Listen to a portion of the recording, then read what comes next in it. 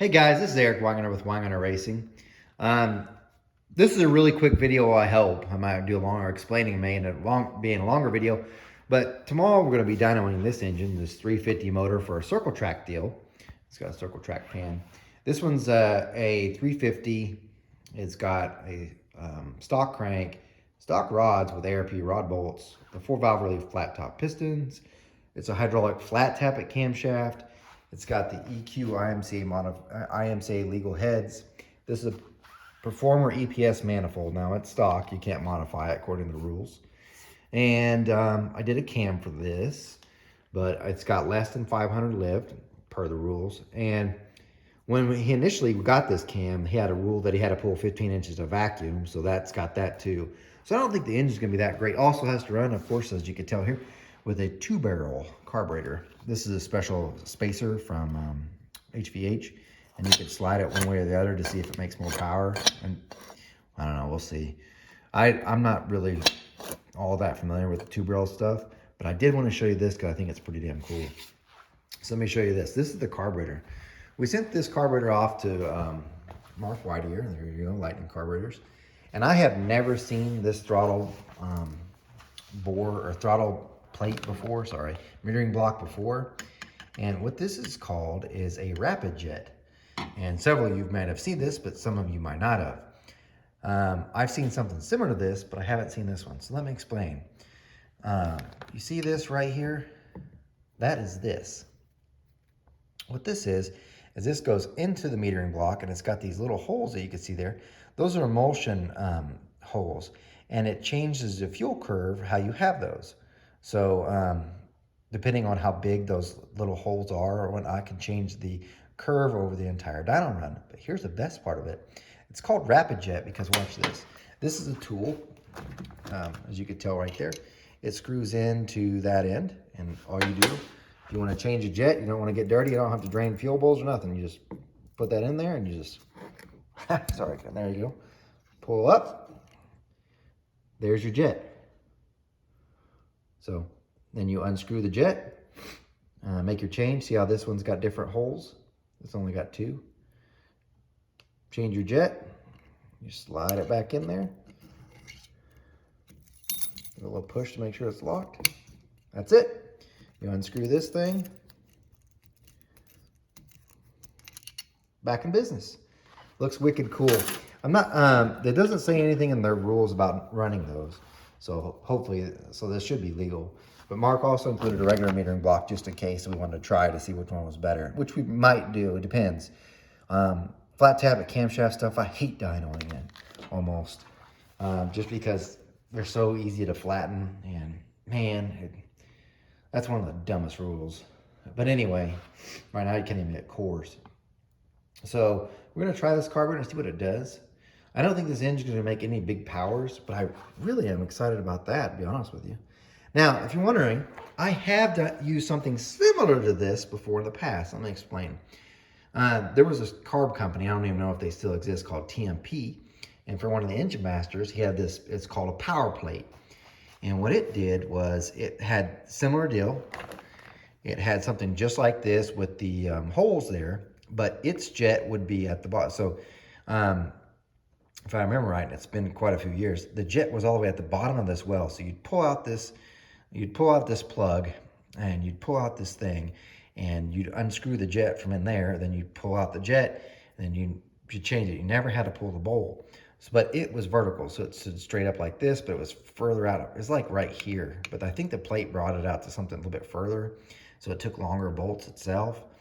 The only bad part about it was you'd unscrew stuff, but in order to get the actual jet out after you loosened it, you'd have to stick like a pick in there, push it in there and wedge it in the jet so you could pull it out and make the changes. It was very handy on the dyno. The carburetor itself just didn't perform well, but it ended up being illegal, so I couldn't even use it. But that was kind of a neat deal. This one looks far better because when you pull that out, you're pulling out the whole jet. So that is kind of neat. Also didn't take special longer, bowl screws or anything like that. So this is pretty cool. I can't wait to see this.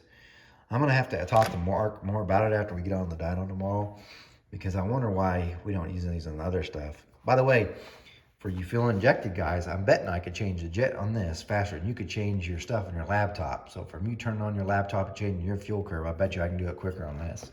Promise. I've done the Sniper EF5 stuff, guaranteed.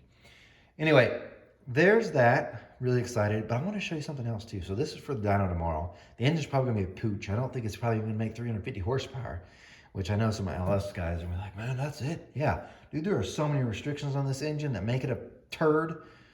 The one good thing is the field can't make any, it's really hard to make 20 horsepower more than the next guy. So the field's always nice and tight and narrow and close together. So if you're a sucky driver, you'll be at the back. But if you're a decent driver, you're right there with them. It won't be the horsepower that slows you down. Anyway, I got something else to show you. So the S10, I ordered some stuff. Now, I know some of you have said, why don't you get a torque converter? Because a torque converter is so much more expensive. So I called Chance, or I got a hold of someone that was a representative of Chance, one of my buddies, I guess, and get a good deal. A Chance converter is $1,800 for this thing. I just can't spend $1,800, especially the new engine probably will not go in. Even if I get it off the dyno, it's not going to go in the truck right away because this is going. I'm going to get a different fuel cell that's got the fuel pumps inside. It's going to be much bigger. I'm actually going to run 2 fuel cells, one for just regular drive around gas, another little 5-gallon one for methanol. So I got to change that. Of course, got to get a different third member, and Quick Performance is backed up on those. Beyond that, of course, a different torque converter too. So even if I had spent $1,800 for this converter to make this truck work like it should, I then would have to send it back off and have it restalled for the new motor. But I think it's probably about a 2-month thing. Even if I got the engine today, it's probably a 2-month deal because even though I make pretty good money with the porting stuff, it's not how much money you make, it's how much you keep. So I trying to hold on to some to build up bigger savings, of course, try to save for the dyno and stuff more than just spending on this stuff. But I did get some gears and a different spool. And the reason for this is because this together, even with the installation kit, was only $550, which it's not cheap. And for some of you, that's a lot of money. But I thought, you know what, I'll splurge. I'm just kind of curious. Maybe it'll make good content. So here's what I did. If you know anything about the truck, it has 430 gears in it. And it's a 4 9-inch. This is a 457. So going up to a little bit more ratio, and as you could tell, it's lightened. I also had them do the RM finish, which I'm like, wow, that's not going to make any bit of, several people think, you know, this will make more power. Even Quick Performance is like, there's no noticeable change. But I figured, you know what, I'll spend a little bit more money. Just do it once, give it the best shot it can with this. So I'm having had that done. So lighter gear, 457, and it's got the rim finish. And this is, I run 35 splines, by the way. I have a 35 spline spool in it now, but it's a full one, and it's not lightweight. It's not scalloped like this. And before someone worries about if this is going to be strong enough, likely to break, they rate this for drag racing use. That's the reason why I bought it, because of course I'm using it for drag racing use. So this should take a little bit of weight out of it too. So between this and that, maybe it'll make a little bit more horsepower to the wheels. So that's the hope. And I was gonna change gear anyway. Might as well just see if I can't just knock off a little bit more weight.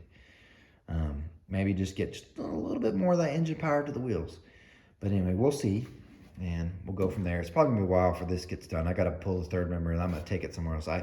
My skill set, cylinder heads and some engine stuff, but it is not transmissions and it is not third member. So someone else is gonna do this for me.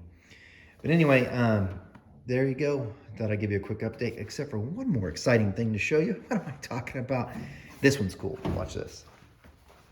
This guy's been waiting a long time, and he's got the patience of a saint. Oh wait, these are amazing. Oh my God, amazing. You see this, and it looks like crap, right? What is it? No, this is like, it's sticky. So I gotta pull this one off because trash day is tomorrow. But what you do is like, this is 29, when you pull it, they're sticky. So when you step your foot on it, it takes all the stuff off. And see how the grinding just gets everywhere. Trust me, I was so happy when I found this. But I mean, it's dirty because I'm fixing to pull that one off, and there's the next one, that new one underneath. These are amazing. Anyway.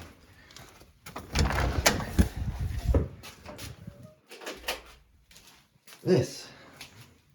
I'm going to do a longer video on this one. eventually when it gets finished. That one's not even close.